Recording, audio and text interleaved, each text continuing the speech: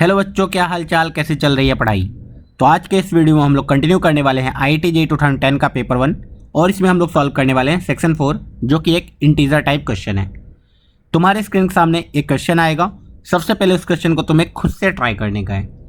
खुद से ट्राई करने के बाद ही सॉल्यूशन देखो, तब जाके तुम्हें हर चीज़ समझ में आएगा। एंड जो भी क्वेश्चन देख रहे हो, सॉल्यूशन देख रहे हो, एटलीस्ट एक क्वेश्चन का पूरा सॉल्यूशन देख के जाना। 1.5 के स्पीड में देखो ताकि तुम्हारा भी टाइम सेव होगा। इससे फ़ायदा क्या होने वाला है कि अगर इस टाइप का क्वेश्चन सेम तुम्हारा कभी भी जेईई में आ गया तो तुमसे हो जाएंगे, क्योंकि बेसिकली यार कॉन्सेप्ट तो चेंज होता नहीं है, थोड़ा बहुत क्वेश्चन बदलते हैं, कॉन्सेप्ट तो वही रहेगा। एंड उसी टाइप के कॉन्सेप्ट के क्वेश्चन आते रहेंगे हमेशा, एंड आते रहेंगे, तुमसे बन जाएंगे एंड तुम्हारा सिलेक्शन हो जाएगा। तो चलो स्टार्ट करते हैं। Question number 1। सबसे पहला क्वेश्चन हमारे पास कुछ तो ट्रिग्नोमेट्रिक इक्वेशंस का दिख रहा है। बोला है the number value of theta in the interval this. Interval बहुत छोटा सा रखा गया है, -π/2 टू π/2, जहाँ पे थीटा n π/5 नहीं हो सकता है। For n = 0 ±1 ±2। मतलब थीटा क्या क्या नहीं हो सकता है? 0 नहीं हो सकता है, प्लस और माइनस π/5 नहीं हो सकता है, एंड प्लस और माइनस 2π/5 नहीं हो सकता है। ठीक है, theta can't be this 5 values. Okay, आगे पढ़ते हैं। एंड दो इक्वेशन गिवन है, tan theta = cot 5 theta as well as sin 2 theta = cos 4 theta. मतलब हमें ऐसी थीटा की वैल्यू निकालनी है जो इस इक्वेशन को भी सेटिस्फाई करता हो, इस इक्वेशन को भी सेटिस्फाई करता हो, एंड दोनों के दोनों इक्वेशन बहुत ही ईजी गिवन है। एक भी इक्वेशन ऐसा नहीं दिया जिसको सॉल्व करने में तुम्हें बहुत ज़्यादा माथापेची करना है। tan थीटा = cot 5 थीटा, सबसे पहले इसको सॉल्व करेंगे। tan थीटा = cot 5 थीटा कैसे सॉल्व करें? इसको लिख दिया sin theta upon cos theta, इसको लिख दिया cos theta upon sin theta. Okay, cross multiply कर दिया। क्रॉस मल्टीप्लाई जैसे ही करेंगे, sin theta into sin 5 theta cos theta into cos 5 theta. Okay, so यहाँ से ये क्वेश्चन बहुत ही सिंप्लीफाइड वर्जन में आ गया। cos 5 theta into cos theta minus sin 5 theta into sin theta = 0।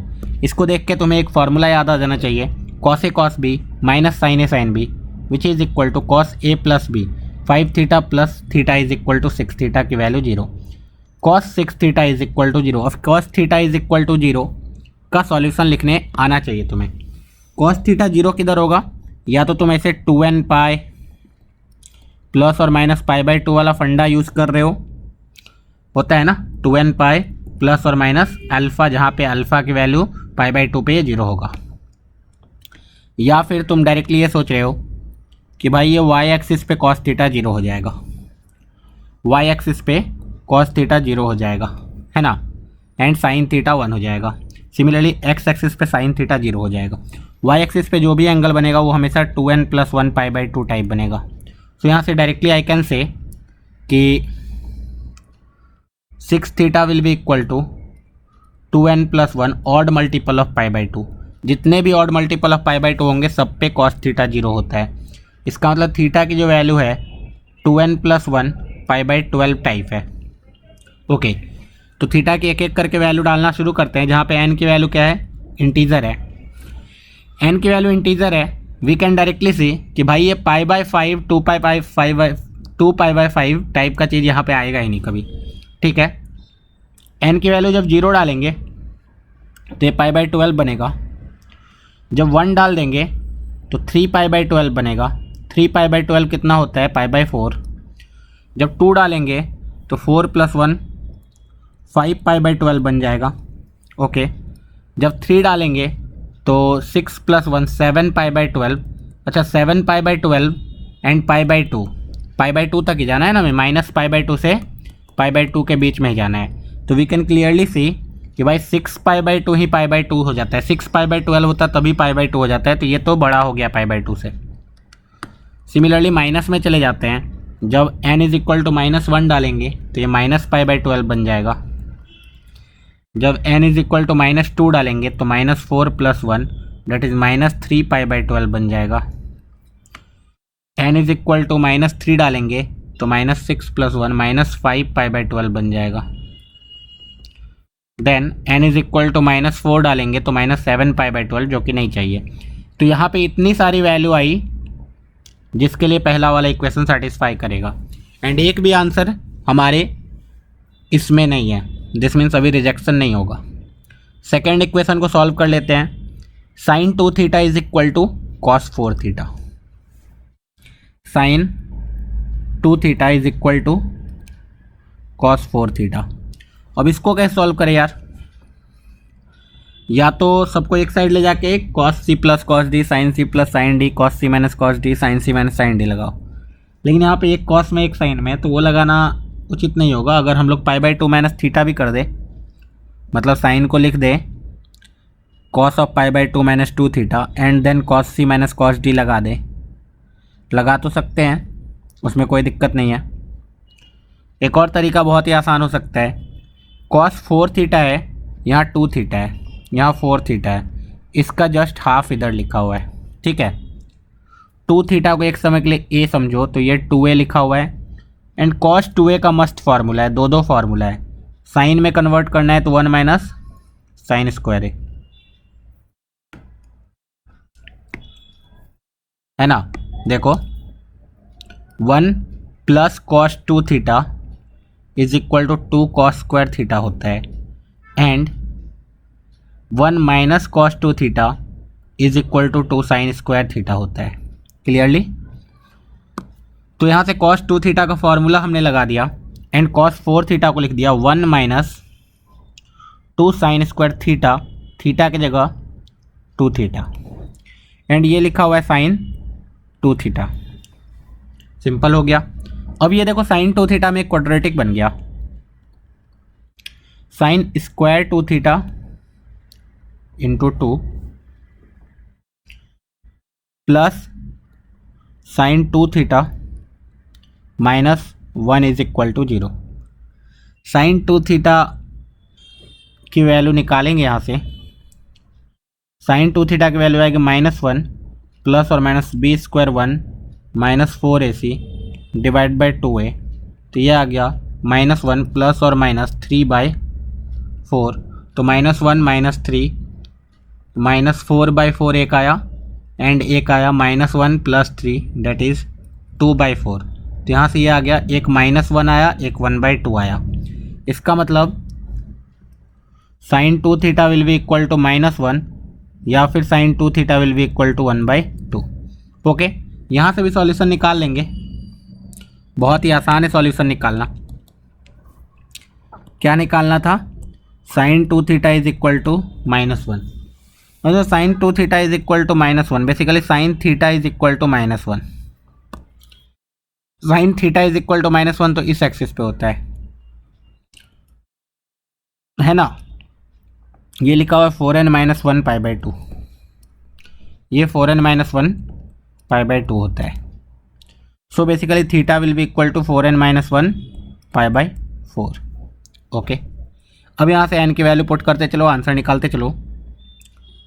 And at the same time बोला गया है sine 2θ is equal to 1/2, sine 2θ is equal to 1/2, so 2θ will be equal to n pi plus -1 to the power n into alpha that is π/6। So यहाँ से थीटा की value आ जाएगी n pi plus -1 to the power n π/12, n π/2। ठीक है, अब देखना ट्रिग्नोमेट्री का यही है, क्वेश्चन बहुत इजी रहता है लेकिन थोड़ा सा मेहनत करना पड़ रहा है यहाँ पे। अब भाई काउंट करो, वैल्यू निकालो, और क्या ही कर सकते हैं। यहाँ से थीटा की वैल्यू, n की वैल्यू 0 पुट करोगे तो -π/4 आएगा, n की वैल्यू 1 पुट करोगे तो 4 - 1 3π/4 आएगा, n की वैल्यू 2 पुट करोगे तो 4 × 8 - 1 7π/4। ये सब तो ले नहीं सकते क्योंकि π/2, ये भी तो π/2 से बड़ा हो गया, तो यहाँ सिर्फ -π/4। n की वैल्यू 0 रखेंगे तो -π/4 आया था, n की वैल्यू -1 रखेंगे तो -5π/4, नहीं तो इधर सिर्फ -π/4 आया। एंड यहाँ से कितना आ रहा है देख लेते हैं। इसको तो अब हटा सकते हैं ना, कुछ देर के लिए हटा देते हैं क्योंकि यार हमें तो ज़रूरत पड़ेगी ना जगह की। देखो नेक्स्ट क्वेश्चन अभी थोड़ी ना दिखा सकते हैं। n π/2 plus -1 to the power n into π/12 है। n की वैल्यू 0 पुट करो, π/12 आ जाएगा। n की वैल्यू 1 पुट करो, π/2 माइनस π/12 आएगा। दिस मीन्स 6π/2, 12 माइनस π/12, 5π/12 आ गया। n की वैल्यू 2 पुट करो, तो n की वैल्यू जैसे ही 2 पुट करोगे तो ये आ जाएगा पाई प्लस π/12। ये तो बड़ा हो गया π/2 से। n की वैल्यू 0 पुट किया था, n की वैल्यू -1 पुट करो, तो माइनस π/2 माइनस π/12, तो 6, 12 -7π/, ये भी नहीं ले सकते हैं। इसका मतलब सेकेंड इक्वेशन को सॉल्व करने में हमें 3 ही सॉल्यूशन आए। एक -π/4 आया, एक π/12 आया, एक 5π/12 आया। एंड फर्स्ट वाले इक्वेशन को सॉल्व करके इतना आया। दोनों इक्वेशन सेटिस्फाई होने चाहिए, मतलब इन दोनों का क्या करना पड़ेगा, इंटरसेक्शन। तो π/12 दोनों में है, -π/4 भी दोनों में है, 5π/12 भी दोनों में है, मतलब ये 3। तो आंसर विल बी 3। कितने number of value of theta हैं? 3 वैल्यू ऑफ थीटा है जो दोनों कंडीशन को सेटिस्फाई करते हैं। आई होप तुम्हें समझ में आया होगा। नेक्स्ट क्वेश्चन फिर से ट्रिग्नोमेट्री का आ गया, एंड ये बहुत ही अच्छा क्वेश्चन है, इंटरेस्टिंग क्वेश्चन है थोड़ा, देखना।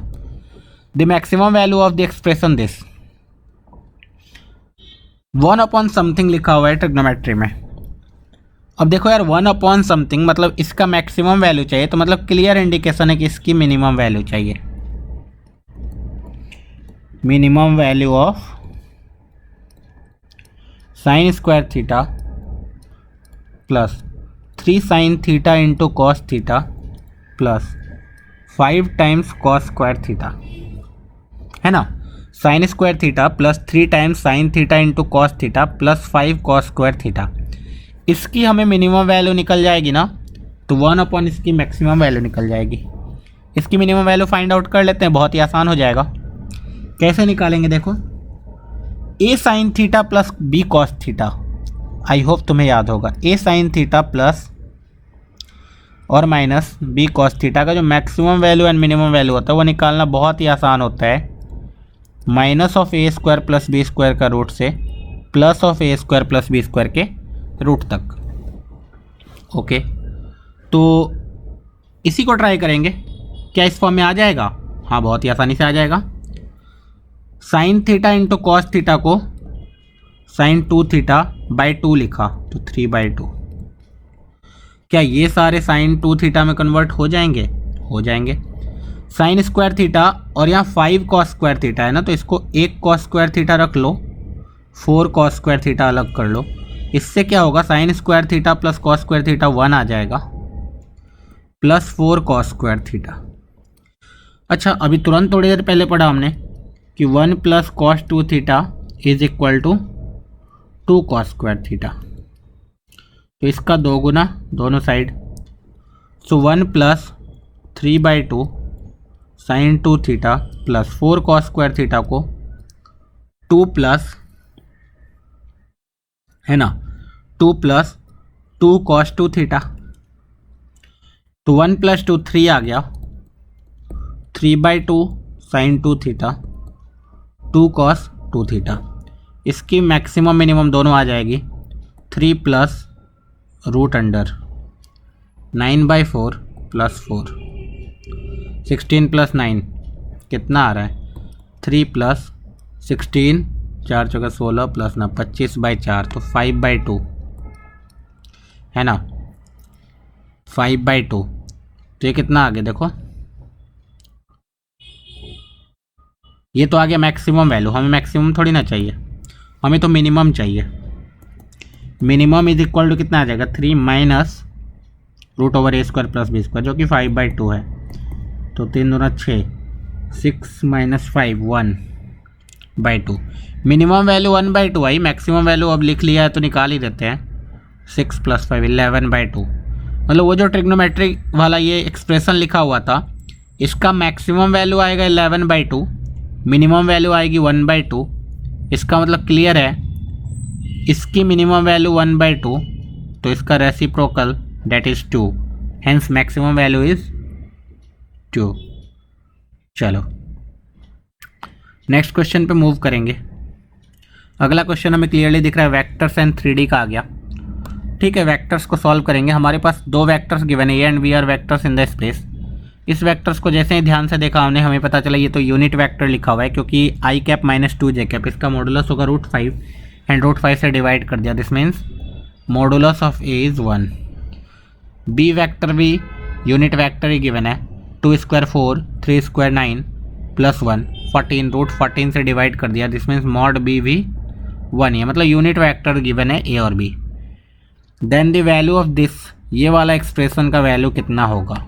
ओके, अब इस एक्सप्रेशन का वैल्यू कितना होगा। अब देखो ऐसे अगर डायरेक्टली ए और बी को इधर सब्स्टिट्यूट कर दे, देन वैल्यू निकाले, तो हमें पता है कि बहुत डिफ़िकल्ट हो जाएगा। डायरेक्ट वैल्यू निकालना डिफ़िकल्ट तो है यार। तो हमें क्या करना चाहिए, सबसे पहले इस एक्सप्रेशन को सिंप्लीफाई कर लेना चाहिए। तो सिंप्लीफाई करने की कोशिश कर लेते हैं। यहाँ 2a vector plus B vector, इसको तो कुछ कर नहीं पाएंगे, इसमें डॉट प्रोडक्ट है। अब अंदर में क्रॉस प्रोडक्ट लिखा हुआ है, तो उस क्रॉस प्रोडक्ट को देखते हैं ध्यान से। एक नेगेटिव साइन अगर ले लें तो ये ऐसा बन जाएगा, और नेगेटिव साइन ऐसे क्यों लेना, ठीक है ले लेते हैं, ले लिया है। तो a vector minus 2b vector cross a cross b है। तो तुम्हें पता है ना, ए क्रॉस बी वेक्टर लिखा है, इसको बी क्रॉस ए वेक्टर लिखना है तो एक माइनस साइन लग जाता है। ओके, तो यहाँ से अब देखो ऐसा क्यों किया, क्योंकि मुझे एक वेक्टर ट्रिपल प्रोडक्ट का फॉर्मूला पता है। ए क्रॉस सी होता है A dot C into B vector minus A dot B into C vector. A dot C into B vector minus A dot B into C vector. Okay, so minus 2a plus B vector dot A vector, ये पूरा vector है मेरा, A dot C, A minus 2b vector का dot किसके साथ, B vector के साथ, overall multiply A vector minus A dot A vector पूरा ये है मेरा, डॉट ए वेक्टर, इसका overall multiply by B vector, ये लिखा हुआ है। ओके, अब इसको सिंप्लीफाई कर लेंगे हम लोग। Minus of 2a vector plus B vector dot a dot b minus 2 times mod b का whole square into a vector minus A dot a मतलब मॉड ए का whole square minus 2 into a dot B into B vector. A dot b निकालना पड़ेगा, a dot b निकालो यहाँ से। A dot b is equal to कितना आएगा, i cap into 2 i cap minus 2 J cap plus 1, तो minus 2, 0 आ गया। नीचे कुछ भी रहे उससे क्या फ़र्क पड़ता है, ए डॉट बी एग्जैक्टली 0 आ गया। तो ये टर्म जो है बहुत सिंप्लीफाई होने वाला है। A dot B 0 minus 2 mod B तो हमने अभी निकाला था 1, तो माइनस 2 है ये। सो बेसिकली ये माइनस 2a वेक्टर लिखा हुआ है, माइनस ये फिर से 1 है, ये 0 है, तो ये लिखा हुआ है 1 into B vector. Okay, so minus minus common निकाल दिया, ये माइनस कट गया। सो बेसिकली ये तो लिखा हुआ है 2a plus B vector dot 2a plus B vector, मतलब 2a प्लस बी का मॉड का whole square. This will be equal to A square plus B square plus 2a dot B.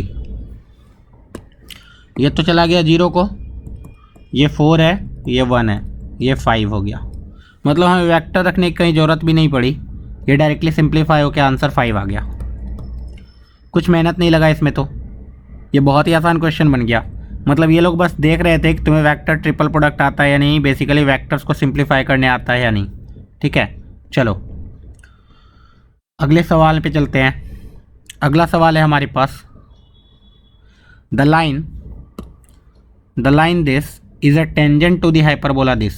सही बात है, बहुत सही। ये लाइन तो बहुत सिंपल सा है। y is equal to -2x plus 1 लिखा हुआ है। एक हाइपरबोला गिवन है X square upon A square minus Y square upon B square is equal to 1। Okay, if this line passes through the point of intersection, if this line, the line this is tangent to the hyperbola this, okay, अगर यही वाला line this line passes through the point of intersection of the nearest directrix and the x-axis, then the eccentricity of the hyperbola is, then the eccentricity of the hyperbola is। अब देखो nearest directrix की बात हो रही है। सबसे पहली बात तो हाइपरबोला का बहुत बेसिक आना चाहिए इस क्वेश्चन के लिए। ये हाइपरबोला है तो इसके बारे में बताना शुरू करो। This is a,0, this is -a,0। Directrix इधर होगा x is equal to a by, इधर होगा x is equal to -a by. Obvious सी बात है, डायरेक्ट्रिक्स का जो इंटरसेक्शन होगा x एक्सिस के साथ वो होगा a बाई e, 0 और इधर होगा -a बाई e, 0। ये हमारा कॉन्जुगेट एक्सिस है, ये ट्रांसवर्स एक्सिस है। फोकस कहीं a, 0, इधर -a, 0, ठीक है। और y is equal to -2x, x is equal to 0 रखोगे तो y की वैल्यू 1 आ जाएगी, y इज इक्वल टू 0 रखोगे तो x की वैल्यू 1/2 आ जाएगी। मतलब ये लाइन कुछ ऐसा है। तो नियरेस्ट डायरेक्ट्रिक्स आई गेस ये a बाई ई वाला हो गया, ठीक है। ओके, अब ये लाइन अगर टेंजेंट है, वी डोंट नो ना कि ए बाई से उधर गया चाहे, जब मैंने रफ स्केच बनाया है। ये लाइन पहली बात तो टेंजेंट है, तो टेंजेंट का इक्वेशन पहले हाइपरबोला पे हमें पता होता है। y is equal to mx plus और minus root under a square m square minus b square. अब m की वैल्यू तो क्लियरली -2 है, दिस मीन्स ये जो कांस्टेंट है 1 का स्क्वायर किया तो वो a square m square that is -2 का स्क्वायर माइनस b स्क्वायर के बराबर होना चाहिए। So 1 is equal to 4a square minus B square. एक रिलेशन आ गया a square and b square में। ओके, अब ये जो लाइन है ये पास कर रही है a बाई ई, 0 से, तो 2 times a by E plus 0 is equal to 1। इसका मतलब 2a इज इक्वल टू ई। दोनों साइड स्क्वायर कर दिया तो 4a square is equal to E square. Next, अब देखना ध्यान से, एक्सेंट्रिसिटी जो हाइपरबोला का होता है 1 plus B square upon A square होता है। तो E square is equal to आ जाएगा 1 plus B square upon A square. Okay, E square is equal to 1 plus B square.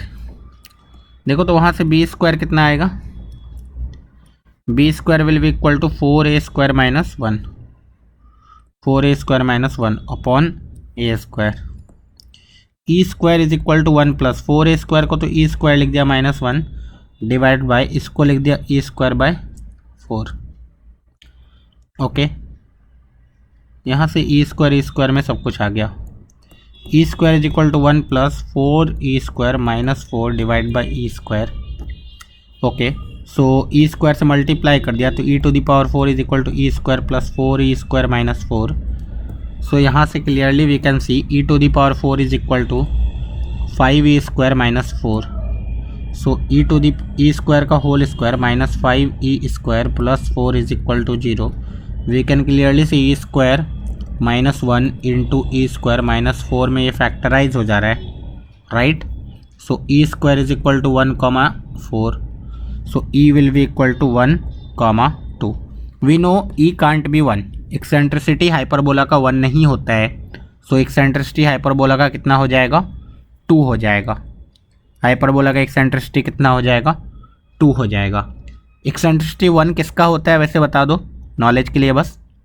तो तुम बोलोगे सर पैराबोला का जो एक्सेंट्रिसिटी होता है 1 होता है। ओके, नेक्स्ट क्वेश्चन देखो, वेक्टर्स एंड 3D का है। ये चैप्टर जो है जेई का बहुत ही मतलब चहेता चैप्टर है ना, इससे बहुत सारे क्वेश्चन पूछते रहते हैं जेई वाले। If the distance between the plane this and the plane containing the line this and this is √6, then modulus of d is. If the distance between the plane this and the plane containing, इसका मतलब सबसे पहले ये दो जो line given है हमें वो प्लेन का इक्वेशन निकालना पड़ेगा जो इन दोनों लाइन को कंटेन करता हो। एक प्लेन होगा, उस प्लेन पे ये दोनों लाइंस हैं, उस प्लेन का इक्वेशन आ जाएगा। देन हमें पता है क्लियरली कि इस प्लेन और वो जो प्लेन आएगा उन दोनों का बीच का डिस्टेंस को हम लोग √6 से इक्वेट कर देंगे एंड अल्टीमेटली हमारा डी आ जाएगा। अब ये प्लेन का इक्वेशन निकलेगा कैसे? सिंपल है बहुत। इसका डायरेक्शन वेक्टर मुझे पता है बी वेक्टर, इसका डायरेक्शन वेक्टर मुझे पता है डी वेक्टर। बी वेक्टर कितना है? 2i cap plus 3j cap plus 4k cap. D vector कितना है? 3i cap plus 4j cap plus 5k cap. अच्छा, ये बी वेक्टर डी वेक्टर का यूज क्या होगा? नॉर्मल निकालने में, क्योंकि इन दोनों का जो क्रॉस प्रोडक्ट होगा वही तो नॉर्मल वेक्टर होगा प्लेन का। तो बी क्रॉस डी वेक्टर निकाल लेते हैं। I cap j cap k cap 2 3 4 3 4 5 का modulus i cap 15 minus 16, 3 into 5 15 minus 16 -1 minus j cap 10 minus 12 -2 plus k cap 8 minus 9 -1। ये आ गया minus i cap plus 2 J cap minus k cap. ये आना ही चाहिए था, आना ही चाहिए था।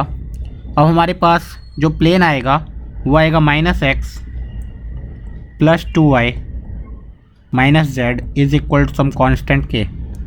अब k निकालने के लिए हम लोग बोलेंगे ये दोनों लाइंस ऑलरेडी इस प्लेन पे है, तो अब इस प्लेन पे अगर एक पॉइंट मुझे पता चल जाता तो मैं वो k निकाल लेता। ऑब्वियस सी बात है, ये दोनों लाइंस उस प्लेन पे हैं तो दोनों पे पर्टिकुलर पॉइंट मुझे पता है। तो एक पॉइंट क्या, मुझे बहुत सारे पॉइंट पता हैं, ठीक है। सो यहाँ पे ये जो पॉइंट है 1 2 एंड 3 इसको पुट कर देते हैं इधर। x is equal to 1, y is equal to 2, z is equal to 3। So -1 plus 4 minus 3 is equal to k। So यहाँ से k की वैल्यू क्लियरली 0 आ रही है, k की वैल्यू क्लियरली 0 आ रही है। दिस मीन्स ये जो लाइन है अब इसको 0 कर दो एंड माइनस साइन से मल्टीप्लाई कर दो, x minus 2y plus z is equal to 0। And हमारा जो दूसरा प्लेन था वो ax minus 2y plus z is equal to 0 था। ax minus 2y plus z is equal to 0 नहीं d। Okay, so the plane containing line this, दोनों plane तो parallel है तभी तो डिस्टेंस बिटवीन द प्लेन निकलेगा। क्लियरली यहाँ -2y and z से भी क्लियरली हमें दिख रहा है -2y प्लस z से, क्योंकि अगर ये पैरेलल a की वैल्यू आ गई, कैपिटल A की वैल्यू 1 आ गई, क्योंकि अगर पैरेलल नहीं रहेगा दो प्लेन तो वो इंटरसेक्ट कर जाएगा। दो प्लेन कभी स्क्यू थोड़ी ना हो सकता है। तुम खुद सोचो, तुम्हारे दो हाथ है, ठीक है, वो हाथ जब तक पैरेलल है ना, दोनों हाथ जब तक पैरेलल है ना तब तक ही उनमें कुछ डिस्टेंस आ सकता है। अगर हल्का सा भी टिल्ट कर दिया तुमने हाथ को तो वो अगर उसको एक्सटेंड किया जाए तो कहीं ना कहीं जाके वो मीट कर जाएंगे। जैसे दो स्ट्रेट लाइन होते हैं ना 2D में, उसी तरीके से दो प्लेन होते हैं 3D में। तो पैरेलल प्लेन्स के बीच का distance d minus 0 divided root over a square 1 plus 4 plus 1 का मॉडुलस इज इक्वल टू √6 बोला है। तो d की वैल्यू डायरेक्टली √6 इंटू √6 6 आ गया। d की value 6, d is equal to 6 है ये, ठीक है। चलो नेक्स्ट क्वेश्चन पे मूव करेंगे। कितने क्वेश्चन बचे हुए? 1 2 3 4। तो आई होप ये 30 मिनट्स का वीडियो ऑलरेडी हो चुका है एंड बाकी के जो 4 क्वेश्चन है बहुत ही तगड़े लेवल के हैं, अच्छे क्वेश्चन हैं। तो इन चारों क्वेश्चन को देख सकते हो तुम, नेक्स्ट वीडियो से पहले ही इसको ट्राई करके देख सकते हो। ये वाला क्वेश्चन है, मेरी थोड़ी तबीयत भी सही नहीं है इसलिए। ये क्वेश्चन मुझे one of the interesting question लगता है एंड बहुत ही बढ़िया क्वेश्चन पूछा था जेई वालों ने। इस क्वेश्चन को भी ट्राई कर सकते हो। उसके बाद इस क्वेश्चन को भी ट्राई किया जा सकता है, अच्छा क्वेश्चन है ये। देन ये क्वेश्चन, ठीक है। तो ये चारों क्वेश्चन ट्राई करके रखना, नेक्स्ट वीडियो हम लोग इसको भी कवर कर लेंगे। चलो पढ़ते रहो, मचाते रहो, ऑल द बेस्ट।